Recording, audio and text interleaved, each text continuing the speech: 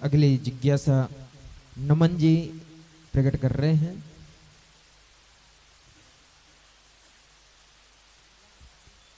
नमोस्तु महाराज जी, 16 के चरणों में स्वामी महाराज जी, मेरा प्रश्न ये है कि जो माली और पुजारी लोग होते हैं मंदिर में, उनसे उनके कौन से कर्मों का वजह है कि उन्हें मंदिर में काम करने का सौभाग्य प्राप्त हुआ?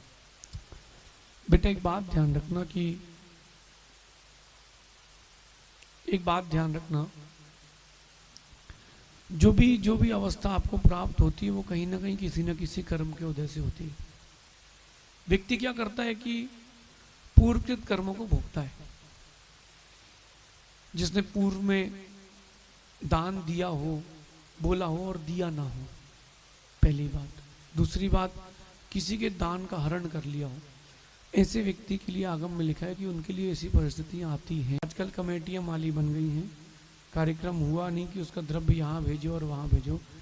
अगर आपके मंदिर में कोई माली नहीं है तो उस पूजन के द्रव्य को कहीं और छोड़ दें, अन्यत्र। और अगर माली है तो माली ले जाए, चाहे वो 1 श्रीफल चढ़े, चाहे 100 चढ़े, चाहे सोने का चढ़े, चाहे चांदी का चढ़े, कुछ भी हो, उस द्रव्य का अधिकारी जो माली है वो है। अगर माली नहीं तो आप उसको सदा कहीं भी छोड़ दें। लोग कहते हैं गौशाला भेज देते हैं हम लोग, तो गौशाला भेज के क्यों आप पाप कमा रहे हो? तो माली का है ना। पहले आप बात याद रखना कि पहले के लोग पूजा करते थे, अगर निर्माल जो चढ़ी हुई द्रव्य उसमें हाथ लग गया तो हाथ धोते थे। अब आज तो डर ही मिट गया है, तो आज तो डर मिट गया है, आज तो सब वो चलता है। बेटा ऐसे इसका ध्यान रखना। अगली जिज्ञासा प्रकट कर रहे हैं श्रीमान निर्मल जी मिर्ची वाले। हाँ। नमोस्तु गुरुवर, मेरी जिज्ञासा है कि जहाँ अविरत सम्यक दृष्टि की बात आती है तो आपके मुख से भी सुना है और वैसे भी सुना है कि कम से कम सदाचारी होना चाहिए, अनीति अन्याय अवक्ष का त्यागी होना चाहिए उसको। तो गुरुवर रत्नकंठ श्राप का चाल में आचार्य समंतभद्र स्वामी ने चांडाल को सम्यक दृष्टि कहा है, तो फिर चांडाल का आचरण कैसा रहा होगा? देखिए, उस चांडाल के लिए कहा गया है कि वो अनुव्रती था, एक अनुव्रती था। उस चांडाल के लिए कहा गया कि उसने एक अनुव्रत का पालन किया। कौन से? अहिंसानुव्रत का।